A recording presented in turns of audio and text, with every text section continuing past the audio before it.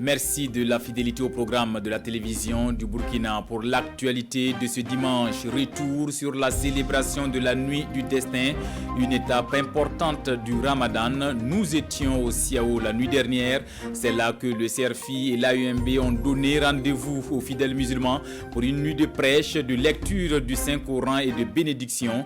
L'on a aussi prié à Bobo Dioulasso pour la paix, la sécurité, la cohésion sociale et la réconciliation. Ambiance en début de journal.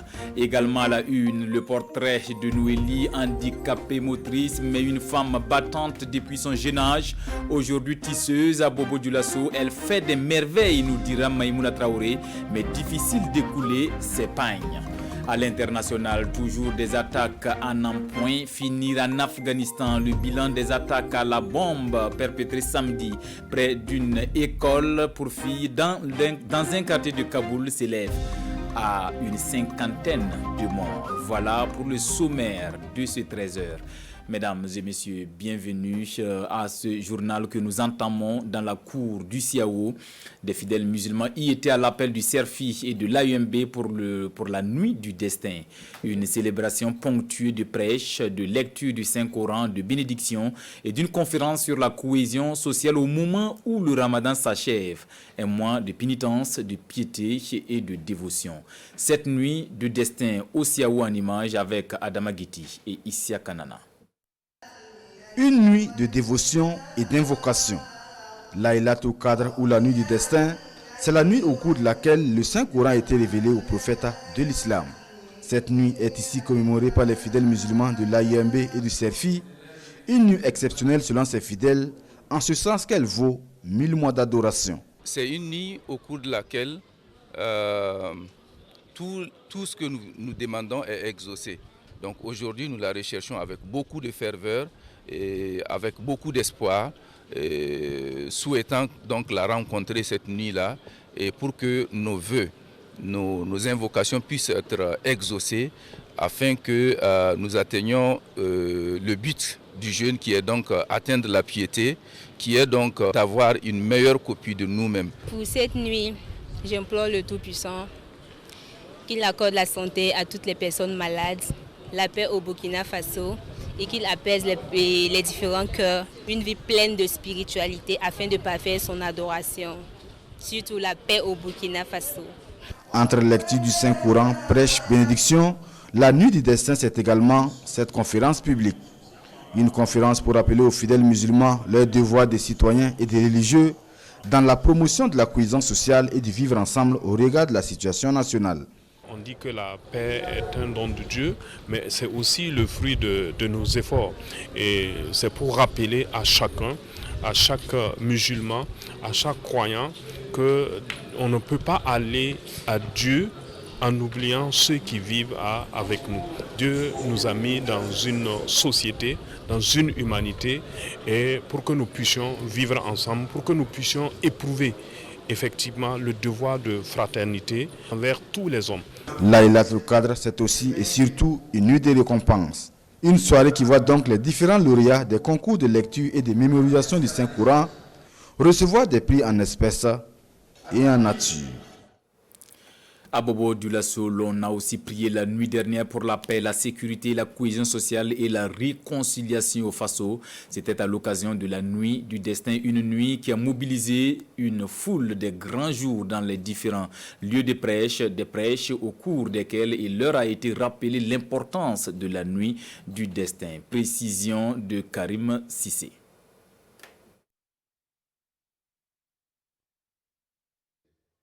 Bobo Dioulasso en cette nuit de Laylatul Qadri ou la nuit du destin. Des fidèles musulmans ont pris d'assaut les différents lieux de prêche érigés pour l'occasion.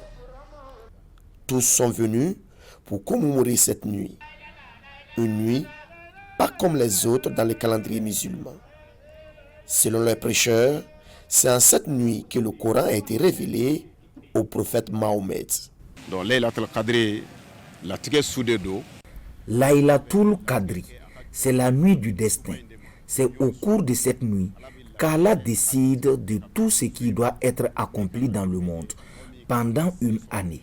Le destin de tout un chacun se décide en cette nuit. Si tu dois vivre longtemps, mourir tôt ou être riche, tout se décide en cette nuit. Tout acte qui fortifie le lien entre l'humain et Dieu le Créateur peut servir de tremplin pour commémorer la nuit du destin. On peut la commémorer à travers des offrandes aux plus démunis ou encore à travers des prières. Mais la pratique la plus courante reste la prêche. Question de sensibiliser les fidèles musulmans. Ce que le musulman doit faire cette nuit, c'est de faire le plus de bien qu'auparavant. C'est pourquoi nous faisons la prêche. Il faut toujours appeler les fidèles à l'ordre. Nous devons parler le même langage avec nos frères chrétiens. Si on arrive à faire cela, ce sera une paix dans le monde.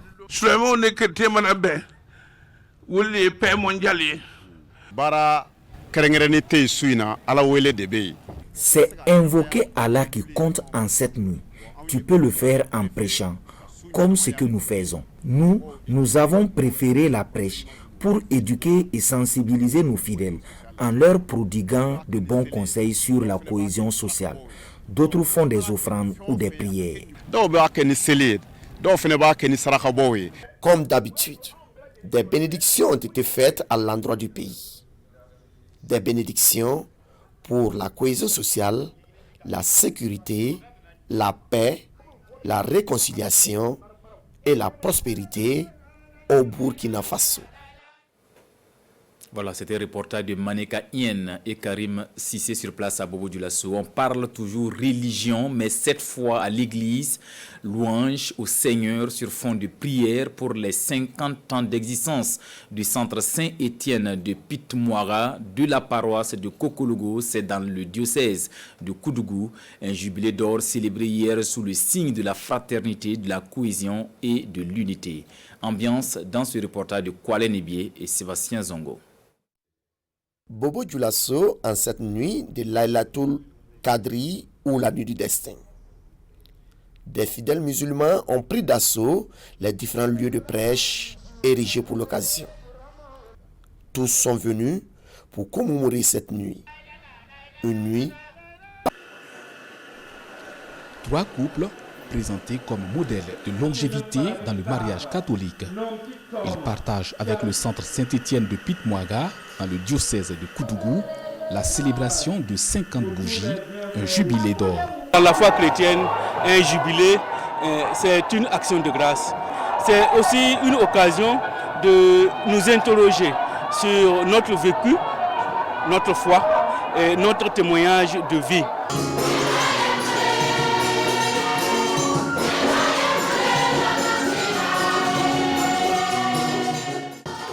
Célébration du 50e anniversaire de cette église qui relève de la paroisse de Kokologo est placée sous le signe de la fraternité, de la cohésion et de l'unité des fils et des filles de la localité.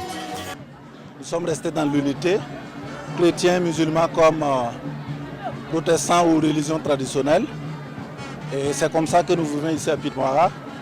Quand il y a une activité aussi de l'islam, et ce sont les chrétiens aussi qui les supportent, voilà, on fait tout ensemble.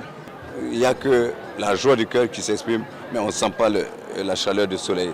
Ça montre que Dieu a béni, ça montre que ce sont des hommes vraiment qui sont sincères entre eux. Et nous souhaitons que cela se renforce pour la cohésion, pour la paix et pour le développement de Pitmoara. J'ai d'ailleurs mon coparrain qui arrive, qui s'est joint à moi pour qu'on puisse, au nom de tout le village, réaliser ce jubilé qui scelle en fait, j'allais dire, l'amour des fils de ce village. Cette célébration a servi de cadre pour sceller le jumelage avec le centre voisin de Zoula. Comme les Mossi disent, c'est la visite là qui fortifie la foi, qui fortifie la fraternité et l'amitié. Nous allons nous rendre visite. Et s'il y a des événements heureux et malheureux, les deux chorales vont se soutenir, les deux centres vont se soutenir. Après un demi-siècle d'existence, le centre Saint-Étienne de Pitmoaga souhaite être érigée en paroisse avec l'accompagnement des autorités religieuses catholiques. Toutes nos excuses pour le doublon en début de ce reportage. Pour la suite du journal, crise sécuritaire et sanitaire, fronde sociale, quelle stratégie pour réussir le programme présidentiel? Les militants MPP des Balais se donnent des idées pour relever les défis et engranger des résultats à l'heure du bilan.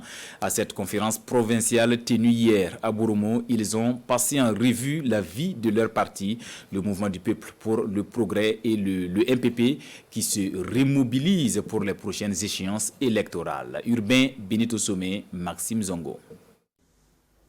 Quel meilleur attelage pour accompagner le programme du président du Faso, une interrogation qui mobilise militants et militantes du MPP à travers le pays.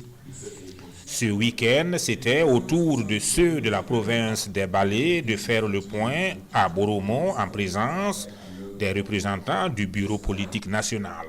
Le message fort de ça, c'est un appel donc, à l'ensemble de nos militants à se surpasser pour faire de la question de la cohésion du parti une réalité. Le bilan de la vie du parti, les insuffisances et les performances, les stratégies pour mieux engager la bataille lors des prochaines élections. Plus de 6 heures d'échange afin de s'accorder sur l'essentiel. Et lorsqu'on regarde en termes de pourcentage, en tout cas les provinces où il y a 2, c'est les Balais venant en tête. Donc ça veut dire qu'à quelque part, les militants ont travaillé et c'est bon justement non seulement de continuer à maintenir la flamme, à prendre le temps d'écouter les militants, pour recueillir leurs préoccupations. Nous allons donc tirer vraiment donc la substance des difficultés que nous allons avoir et nous allons aller vers nos camarades. On va donc se pardonner donc mutuellement et repartir sur une bonne base pour que, en tout cas dans les élections de 2020,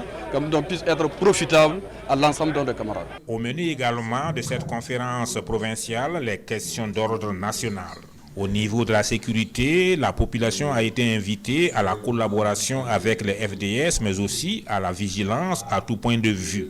S'agissant de la réconciliation nationale, la délégation du bureau politique national a saisi l'occasion pour expliquer le schéma envisagé. Quant à la fronde sociale, il a été recommandé la sensibilisation et la poursuite du dialogue. La bonne gestion de la ressource eau, une nécessité car notre survie même en dépend. Le comité du bassin de l'agence de l'eau du Liptako a tenu jeudi et vendredi sa première session extraordinaire de 2021 à Kaya. Le document portant maîtrise de l'eau dans le Liptako est soumis aux membres pour examen aux fins de validation. Pascal Tapsoba et Yakuba Kwala, compte rendu. La gestion rationnelle de l'eau du bassin versant du Liptako fait l'objet d'une session extraordinaire à Kaya. 2 jours durant, les membres du comité de bassin du Liptako vont se concerter, réfléchir en vue de valider le document portant maîtrise de l'eau dans le Liptako. Cette session vise à valider le schéma directeur d'aménagement et de gestion en eau de notre espace de compétences de l'agence de l'eau du Liptako. Ce schéma directeur, comme son nom l'indique, fait en fait l'état des lieux de nos ressources en eau présentement.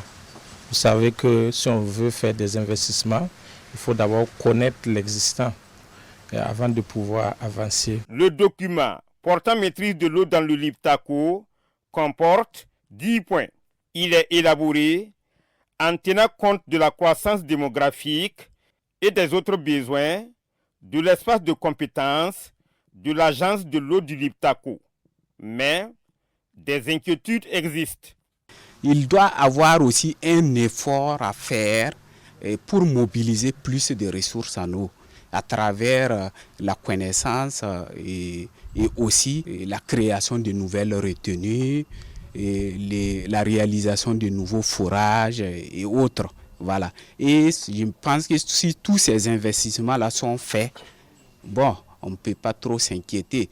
L'agence de l'eau du Liptako a pour principale mission au Burkina la protection des ressources en eau de son bassin et la sauvegarde des milieux aquatiques. La Commission nationale de lutte contre la fraude a aussi tenu jeudi dernier à Bobo-Dioulasso sa première session ordinaire de l'année 2021, avec pour thème la régularisation sur les établissements dangereux, insalubres et incommodes. C'est une rencontre d'échange et de sensibilisation des acteurs du secteur public et privé sur le contenu des différents textes en matière de respect de l'environnement. Ils ont donc obligation de s'approprier ces textes et en tenir compte dans l'exercice de leurs activités. Explication de Manika Ien et Ismaël Saturnin Paré. Une première session ordinaire de l'année 2021 de la Commission nationale de lutte contre la fraude qui met ici un accent particulier sur la fraude environnementale.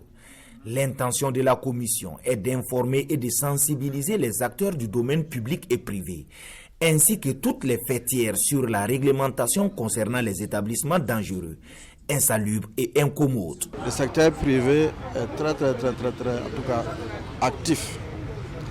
Mais il ne s'agit pas seulement de créer une industrie ou bien une société, il faut souvent suivre la réglementation. Et c'est pourquoi aujourd'hui, nous avons invité ces acteurs-là à venir s'imprégner la réglementation en la matière. L'importance est de porter vraiment la vraie information à tous ceux qui veulent entreprendre. Parce qu'il ne suffit pas d'entreprendre, il faut vraiment être dans les règles. À cette rencontre, plusieurs communications seront au menu des échanges. Échanges qui permettront aux participants d'être mieux outillés sur les bonnes pratiques en matière de la réglementation dans l'exercice de leurs activités respectives. Nous allons présenter les différents outils d'évaluation environnementale. Il s'agit des outils d'impact environnemental et social, les notices d'impact environnemental et social et les audits environnementaux. Ces outils sont appliqués aux différents projets qui sont réalisés au niveau national. Donc pour nous, c'est de donner l'information sur les exigences des textes législatifs réglementaires et aussi informer tous les promoteurs, tous les acteurs par rapport à l'importance de la conduite des évaluations environnementales dans le cadre de la réalisation de leurs projets. La Commission nationale de lutte contre la fraude attend des participants qu'ils s'approprient les différents textes afin de faire des recommandations qui permettront l'atteinte des résultats dans la lutte contre la fraude au Burkina Faso. Autre point de l'actualité, l'ONI, l'Office national d'identification, s'installe dans la cité de Bankui. Son antenne régionale a officiellement ouvert ses portes hier à Dédougou. Sa capacité de production est de 1000 CNIB par jour. Fini donc les longues attentes et longues distances pour obtenir le précieux sésame. La cérémonie inaugurale de l'ONI Dédougou avec Dramanso. Une coupure de ruban et l'antenne régionale de l'Office national d'identification est opérationnelle à Dédougou. Ce service a une capacité de production de 1000 CNIB par jour. Dans la logique de décongestionner le système de production et de délivrer avec beaucoup plus de célérité la carte nationale d'identité aux citoyens, nous avons procédé à l'ouverture ce matin qui constitue en fait un grand pas dans le processus de déconcentration, mais aussi dans le processus dynamique de délivrance avec diligence de la carte nationale d'identité. Le ministère de la Sécurité rapproche ainsi ses services des populations qui n'auront plus à parcourir de longues distances pour avoir leur CNIB. Notre intention est de répandre dans toutes les régions, de décentraliser pour faciliter, l'acquisition des cartes d'identité. C'est un droit pour tout citoyen. Nous, c'est notre devoir. Donc nous allons prendre toutes les mesures pour décentraliser, pour agir dans le sens de la vision du chef de l'État, qui est de rapprocher les services des administrés. Les autorités régionales entendent conjuguer davantage leurs efforts pour une meilleure qualité de service de cette antenne de l'ONI dans la boucle du Moun. Là, on a fait une session spéciale avec les 14 conseils régionaux où chacun doit être relais au niveau de leur commune, au niveau des centres de collecte. Et nous avons prévu des ressources pour que vraiment l'antenne se déploie dans toutes les communes et l'agenda va jusqu'à fin décembre. Avec cette première phase de déconcentration, l'ONI ouvre des antennes régionales dans la boucle du Moun, l'Est, le centre-nord et bientôt le sud-ouest. Je le disais en début de journal, nous sommes allés à la rencontre de Noélie Abobo Dioulasso, une handicapée suite à une maladie dès son enfance. Pour elle, le handicap n'est pas une fatalité. Grâce à une bonne volonté, elle a appris à tisser avec seulement une main et un pied. Noélie fait aujourd'hui des merveilles, même dans l'ombre des pagnes qu'elle propose aux clients. Amadou Ilboudo et Maïmouna Traoré, reportage. Noélie aurait pu se retrouver dans les rues de Bobo Dioulasso, sébile à main, implorant la générosité des bonnes volontés pour avoir sa pitance quotidienne. Née en bonne santé, elle tombe mystérieusement malade à l'âge de 2 mois, selon les explications de sa génitrice. Malgré les soins et les prières, Noélie garde des séquelles. Elle perd l'usage d'un membre supérieur et d'un membre inférieur, mais elle refuse la fatalité. Ainsi, armée de courage et de volonté, elle a appris très tôt à se débrouiller, jusqu'au jour où elle rencontre un prêtre qui lui propose une formation en tissage. C'est alors qu'elle a appris à confectionner de beaux pagnes. Laborieux, mais Noélie rend grâce à Dieu car elle gagne dignement sa vie. C'est une grâce pour moi. Avec ce que je gagne, j'arrive à subvenir à mes petits besoins. Un exploit pour Noélie, certes, mais sa principale difficulté reste l'écoulement de sa production. Comme j'exerce à la maison, je n'ai pas de commande. Je confectionne en fonction de la demande. Son seul souhait, avoir un tricycle qui lui permettra de se déplacer pour vendre ses pagnes. Pour le moment, elle peut compter sur l'assistance de sa mère, son seul soutien. Studio. À la découverte d'un nouveau-né dans le paysage médiatique national, Cinéparc Académie, un complexe avec en son sein une station radio, un studio de production et une télévision dédiée aux hommes de médias et de la culture. Cinéparc Académie se veut un centre de formation, de production et de diffusion d'œuvres audiovisuelles. Vincent Kendrebogo, reportage. Un nouvel arrivant dans le paysage audiovisuel au Burkina Faso. Le complexe Cinéparc Académie ouvre ses portes au public et plus particulièrement aux professionnels du domaine pour la formation et la diffusion de leurs œuvres. Dans ce complexe, il y a Africa Broadcasting Studio ou Studio ABS. Il comporte également la radio Diva FM avec en perspective une chaîne de télévision citoyenne. Le projet est porté par la directrice générale de Média 2000 et des associés. C'est un projet qui va à terme assurer de la formation, de la production, de la diffusion et de l'événementiel sur site. Je m'explique, vous savez que le milieu de la culture peine à décoller. Nous sommes un pays du FESPACO, nous sommes un pays quand même de la musique, mais depuis un certain temps, vous êtes du milieu. Vous voyez que ça piétine. C'est-à-dire dans ce centre, quand vous rentrez avec une idée, vous sortez un produit, on peut le diffuser sur place, on peut amplifier avec nos fréquences télé que nous avons, parce que le souci de la culture, c'est la diffusion. Pour sa réalisation, le complexe a bénéficié du soutien du Fonds burkinabé de développement économique et social, mais aussi de l'ambassade du Royaume des Pays-Bas au Burkina Faso. Nous sommes très intéressés d'appuyer le secteur privé, parce que pour le développement durable, c'est très important qu'il y ait des initiatives du secteur privé. Et le deuxième motif est que nous sommes très intéressés dans offrir des perspectives pour la jeunesse. Et nous pensons que l'industrie digitale inclut télévision, radio et tout ça. C'est très intéressant pour la jeunesse. Complexe Cinéparc Académie est situé en périphérie de Ouagadougou, plus précisément dans la commune de Samba.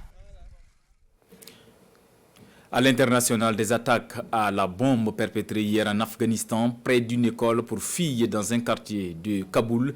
Le bilan est d'au moins 50 morts et plus d'une centaine de blessés. Regardez.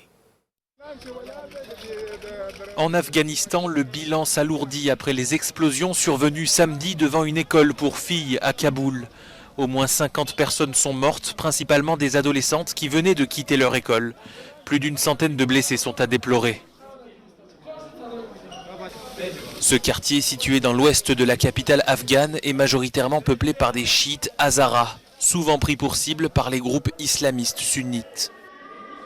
L'attentat n'a pas été revendiqué, mais le président afghan Ashraf Ghani a accusé les talibans d'en être les responsables.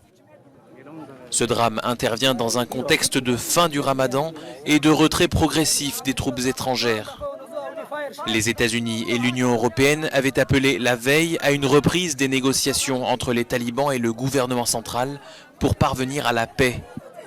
Les discussions qui ont débuté en septembre piétinent et le pays, ravagé par 20 ans de guerre, est le théâtre d'intenses affrontements entre groupes armés et d'attentats sanglants à répétition. Et puis cette brève en images, c'est la deuxième fois qu'une fusée chinoise fait craindre le risque de crash, mais cette fois, plus de peur que de mal. Une partie de la fusée chinoise qui était hors de contrôle depuis plusieurs jours à 27 000 km du sol a fait son retour dans l'atmosphère et s'est désintégrée au-dessus de l'océan Indien près de Maldives. L'on ne sait pas encore si des débris sont arrivés à la surface. Selon le centre de l'armée américaine de commandement de l'espace, la probabilité que ceci puisse faire des blessés ou des dégâts matériels est faible. Ainsi s'achève cette édition. Merci de la fidélité au programme de la télévision du Burkina. À bientôt.